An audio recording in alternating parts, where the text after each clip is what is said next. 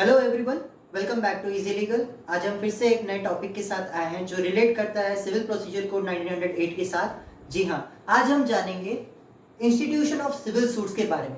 एक civil suit court में कैसे इंस्टीट्यूट होता है, ये जानने से पहले हमें ये जानना बहुत जरूरी है एक सिविल सूट क्या होता है। What is a civil suit, what cases comes under a civil suit, who are the parties to a civil suit. तो आइए हम जानते हैं एक सिविल सूट क्या होता है। जनरली हमने क्रिमिनल प्रोसीजर कोड और आईपीसी के अंडर ये पढ़ा हुआ है कि जब एक पर्सन क्रिमिनली लिएबल होता है कोई ऑफेंस के लिए, तो उसे कोर्ट 5 टाइप्स ऑफ पनिशमेंट दे सकता है। पहला है capital punishment, that is death penalty, या फिर लाइफ इंप्रिजनमेंट, या फिर सिंपल और रिगरस इंप्रिजनमेंट, या फिर फोरफीचर ऑफ प्रॉपर्टी, या फिर फाइन। जब ये पांचों पनिशमेंट किसी भी क्रिमिनल के ऊपर इम्पोज किए जाते थे तो वो एक क्रिमिनल ऑफेंस उसने कमिट कर रखा है बोला जाता था। लेकिन अगर किसी पर्सन पे हम लोग सिर्फ कॉम्पेंसेशन का पनिशमेंट इंपोज करते हैं क्योंकि उसने एक सिविल रॉन्ग कर रखा है, उस केस में हम लोग एक सिविल सूट फाइल करते हैं कोर्ट में ताकि उस रॉन्ग को हम लोग सुधार सके, उसको क्योर कर सके। जहां पर सिर्फ एक रॉन्ग को सुधारने के लिए कॉम्पेंसेशन इंपोज किया जाता है, that is a civil suit. What cases comes under a civil suit? Generally section 9 के अंडर सीपीसी का लिखा गया है कि every court has the competence to take the cognizance of a civil suit unless it is barred by the time limitation period. यानी कि हर एक court का जिसका jurisdiction है which is competent to take the cognizance of a court, वो एक civil suit का cognizance ले सकता है। एक कंडीशन है यहाँ पर कि उस सिविल सूट को इंस्टीट्यूट करने के लिए उसका जो टाइम पीरियड है यानी कि लिमिटेशन पीरियड है वो एक्सपायर ना हुआ हो। वहां पर एक प्रोवाइजो भी दिया गया है सेक्शन 9 में जहां पर लिखा गया है कौन से केसेस सिविल सूट के नेचर के हो सकते हैं। पहला है any right which relates to a property. अगर प्रॉपर्टी रिलेटेड कोई राइट है वो एक सिविल सूट के अंडर आता है। या फिर any right which relates to an office, कोई ऑफिशियल राइट है वो भी एक सिविल सूट के अंदर आता है। इन दोनों को छोड़कर बाकी जो भी चीजें हैं वो सिविल सूट के अंदर नहीं आते। कौन से केसेस तो फिर सिविल सूट के अंदर आ सकते हैं, कौन से नहीं, ये डायग्राम में दिया गया है। सिविल सूट के अंदर कौन से केसेस आ सकते हैं। फॉर एग्जाम्पल प्रॉपर्टी रिलेटेड अगर कोई केस हो for the recovery of position of immovable property, या फिर मनी सूट रिलेटेड कोई केस हो, मनी आपको किसी से पैसा रिकवर करना है वो सूट हो, या फिर मैरिज रिलेटेड सूट हो, ठीक है, या फिर कोई स्पेसिफिक रिलीफ आप क्लेम करना चाहते हो डिफेंडेंट से, वैसा सूट हो, वो सब केसेस सिविल सूट के अंदर आते हैं। Who are the parties to a civil suit. एक सिविल सूट को लेकर कौन कौन पार्टीज होते हैं। Generally there are 2 parties to a civil suit. एक होता है प्लेंटिफ, दूसरा होता है डिफेंडेंट। प्लेंटिफ कौन होता है, जो कोर्ट में लाकर अपना केस को रिप्रेजेंट करता है, यानी कि अपना केस लाकर कोर्ट में बोलता है कि ये मेरा प्रॉब्लम्स है, ये मैं क्लेम करना चाहता हूं दूसरे पार्टी के अगेंस्ट, या फिर मैं उसके अगेंस्ट ये एलिगेशंस लगा रहा हूं। वही पर्सन जो लाकर कोर्ट में प्रेजेंट करता है अपना केस, जहां से केस का इंस्टीट्यूशन होता है, उसको बोलते हैं प्लेंटिफ। डिफेंडेंट कौन होता है, प्लेंटिफ के लाए गए एलिगेशंस के अगेंस्ट जो अपना डिफेंस लेता है, यानी कि जिसके अगेंस्ट प्लेंटिफ ने सूट को फाइल कर रखा है, वो होता है डिफेंडेंट। एक बात याद रखना, हमेशा जब भी एक सूट का इंस्टीट्यूशन होता है, प्लेंटिफ एक डॉक्यूमेंट के थ्रू एक रिटन फॉर्मेट में वो सारे अपने प्रॉब्लम्स उसमें लिख कर लाता है। वो जो भी चाहे वो क्लेम्स करना चाहता है डिफेंडेंट के अगेंस्ट, या फिर कोई भी एलिगेशंस वो लगा रहा है डिफेंडेंट के अगेंस्ट, वो सारे एक रिटन फॉर्मेट में, एक डॉक्यूमेंट में लाकर वो कोर्ट में प्रेजेंट करता है। That document is known as plaint. उस डॉक्यूमेंट को क्या बोला जाता है, प्लेंट। प्लेंटिफ जिस डॉक्यूमेंट के थ्रू अपना एलिगेशंस डिफेंडेंट के अगेंस्ट लगा रहा है उसको बोला जाता है प्लेंट। डिफेंडेंट, फिर डिफेंडेंट का काम होता है कि वो उस प्लेंटिफ का एलिगेशंस के अगेंस्ट वो कैसे अपना डिफेंस ले। तो वो भी डिफेंडेंट का काम भी ये है कि वो अपने डिफेंस लेने के लिए वही रिटन फॉर्मेट में अपने डॉक्यूमेंट के थ्रू लाकर कोर्ट में वो अपना डिफेंस प्रेजेंट करे। तो उस डॉक्यूमेंट को बोला जाता है रिटन स्टेटमेंट। क्या बोला जाता है, रिटन स्टेटमेंट।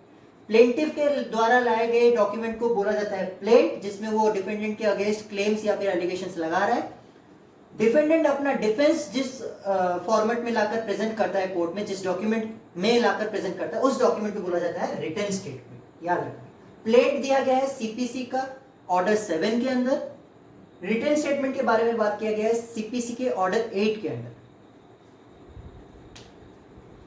ये हमने जाना कि कौन कौन पार्टीज होते हैं सूट को, और उन पार्टीज के द्वारा जो डॉक्यूमेंट लाकर कोर्ट में प्रेजेंट किए जाते हैं उनको क्या बोला जाता है।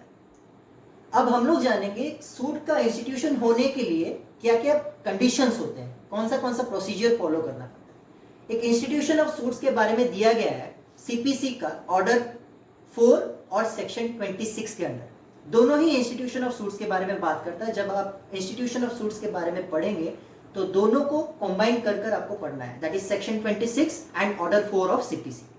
तो इन दोनों को अगर हम लोग कंबाइन कर दे तो ये दोनों ही एक ही चीज के बारे में बात करता है कि एक सूट का इंस्टीट्यूशन कैसे होता है। 3 कंडीशंस है, क्या क्या।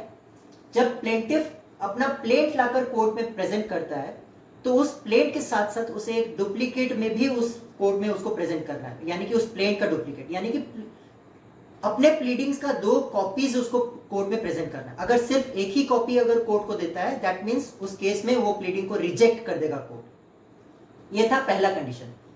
Plaintiff, it is mandatory for the plaintiff to bring 2 copies of the plaint and deposit it in the court. दूसरा कंडीशन ये है कि जो भी प्लीडिंग्स अपने प्लेंट में वो ला रहा है प्लेंटिफ, वो सारे के सारे ऑर्डर 7 यानी कि प्लेंट एंड ऑर्डर 8 यानी कि रिटन स्टेटमेंट के अंडर जो भी रूल्स दिए गए हैं उन सारे के साथ मैच करना चाहिए, कॉम्प्लाई करना चाहिए। That means the pleadings which is taken by the plaintiff should comply with both order 7 and order 8 of the CPC that deals with plaint and written statement respectively। यही सेम चीज defendant के ऊपर भी लागू होता है कि डिफेंडेंट जो अपना रिटन स्टेटमेंट लाकर कोर्ट में प्रोड्यूस करता है वो सारे के सारे प्लीडिंग्स के रूल्स के साथ कॉम्प्लाई करने चाहिए, मैच करने चाहिए। प्लीडिंग्स के बारे में दिया गया है ऑर्डर 6 के अंदर। प्लीडिंग्स नॉर्मली जो प्लेंटिफ और डिफेंडेंट कोर्ट में आकर अपने अपने पक्ष रखते हैं उसी को बोलते हैं प्लीडिंग्स। उसका प्रोसीजर दिया गया, उसका रूल्स दिया गया है ऑर्डर 6 के अंदर। लेकिन ऑर्डर 7 बात करता है प्लेंट के बारे में, ऑर्डर 8 बात करता है रिटन स्टेटमेंट के बारे में। ये जाना। तीसरा एक कंडीशन है, और एक कंडीशन है तीसरा, जिसमें प्लेंटिफ को ये जरूरत है कि वो जो लाकर प्लेंट कोर्ट में सबमिट कर रहा है इंस्टीट्यूट करने के लिए सूट को, उसके साथ साथ उसे एक एफिडेविट भी अटैच करके देना है। एफिडेविट यानी उस एफिडेविट में उसे ये लिखना पड़ेगा कि उसने जो भी अपने प्लीडिंग्स में लिखा हुआ है, जो भी वो उसने प्लेंट में मेंशन किया है, वो सारे के सारे up to his true knowledge सही है। जो भी वो डिफेंडेंट के अगेंस्ट एलिगेशंस या फिर क्लेम लगा रहा है वो सब सही है। जो भी उसने प्लेंट में अपना कंडीशंस लिखा हुआ है, अपने क्लेम्स या फिर एलिगेशंस डिफेंडेंट के अगेंस्ट लिखे हुए हैं, वो सारे उसने साउंड माइंड में लिखे हैं, यानी कि होश और आवाज में, अपने होश और आवाज में लिखे हुए हैं। ये सारी चीजें अपने एफिडेविट में वो लिखकर अटैच करके प्लेंट के साथ कोर्ट में देगा। अगर एफिडेविट नहीं होता तब भी एक प्लेंट को रिजेक्ट कर दिया जाता है कोर्ट। एफिडेविट इसी पर्पस के लिए दिया जाता है ताकि बाद में अगर कोर्ट को पता चले कि जो प्लीडिंग्स प्लेंटिफ ने लाकर कोर्ट में रखा है वो सिर्फ डिफेंडेंट को परेशान करने के लिए रखा है, वो उसमें कोई ट्रू चीज नहीं है, या फिर कोर्ट का टाइम वेस्ट करने के लिए एक प्लीडिंग्स लाकर कोर्ट में फाइल कर दिया गया, तो उस केस में कोर्ट क्या कर सकता है, प्लेंटिफ के ऊपर कॉस्ट इंपोज कर सकता है उस एफिडेविट के बेसिस पर कि तूने लिख कर दिया है कि जो तूने एलिगेशंस या फिर क्लेम लगाए हैं डिफेंडेंट के अगेंस्ट वो सारे सही हैं, फिर गलत कैसे निकला? तूने एक फेक केस इंस्टीट्यूट किया है उसके अगेंस्ट, डिफेंडेंट के अगेंस्ट, तो जाहिर सी बात है तुम पर तो कॉस्ट इंपोज हो गई, इसीलिए एफिडेविट दिया जाता है कोर्ट में। ये सारे कंडीशंस थे कि कब किस बेसिस पर एक सूट का इंस्टीट्यूशन हो सकता है। तो कौन से 3 कंडीशंस हैं? जब भी एक प्लेंट दिया जाता है उसको डुप्लीकेट के साथ कोर्ट में प्रेजेंट किया जाएगा, वो सारे के सारे ऑर्डर 7 और ऑर्डर 8 के रूल्स के साथ कॉम्प्लाई करने चाहिए, मैच करने चाहिए। तीसरा है एक प्लेंट के साथ साथ प्लेंटिफ को वेरिफिकेशन और एफिडेविट भी अटैच करके देना जरूरी है। अगर ये 3 कंडीशंस मैच नहीं करते, कॉम्प्लाई नहीं करते, that means a plaint will be rejected. Pleadings जो भी लाकर रख रहा है प्लेंटिफ वो सारे के सारे रिजेक्ट कर दिए जाएंगे। लेकिन इन केस जहां पर सब चीज सही है, एक सूट का इंस्टीट्यूशन कोर्ट करता है, जब एक सूट इंस्टीट्यूट हो जाता है प्लेंटिफ के प्लेंट के थ्रू, जब प्लेंटिफ लाकर अपना प्लेंट प्रेजेंट करता है, तो उस केस में डिफेंडेंट को तो जाहिर सी बात है पता नहीं रहता है कि उसके अगेंस्ट एक सूट को इंस्टीट्यूट किया गया है। तो कोर्ट क्या करता है उस केस में, प्लेंटिफ के एक्सपेंस पर डिफेंडेंट को समन्स भेजता है कि a case has been instituted against you, defendant का नाम, and you are required to be present in the court on the fix date of hearing. एक डेट दे देगा कोर्ट, इस डेट में आकर तुम्हें प्रेजेंट होना है and you need to present your defence in the form of written statement. आप अपना डिफेंस लाकर प्रेजेंट करेंगे रिटन स्टेटमेंट के फॉर्म में कि आप क्या कहना चाहते हो प्लेंटिफ के क्लेम्स के अगेंस्ट। अगर जिस दिन डेट फिक्स किया गया होगा कोर्ट का हियरिंग के लिए, उस दिन डिफेंडेंट आकर प्रेजेंट नहीं होता कोर्ट में, that means defendant is avoiding, वहां पर डिफेंड अवॉइड कर रहा है प्रेजेंट होने के लिए कोर्ट में हियरिंग के लिए, उस केस में कोर्ट क्या करेगा, सिर्फ एक ही पार्टी का, एक ही पक्ष का बात सुनकर कोर्ट अपना हियरिंग सुना, अपना डिसीजन सुना देगा, दैट मींस डिक्री पास कर देगा, जजमेंट के साथ साथ डिक्री भी पास कर देगा। जब एक ही साइड का बात सुनकर एक डिक्री को पास किया जाता है, that is known as ex parte decree.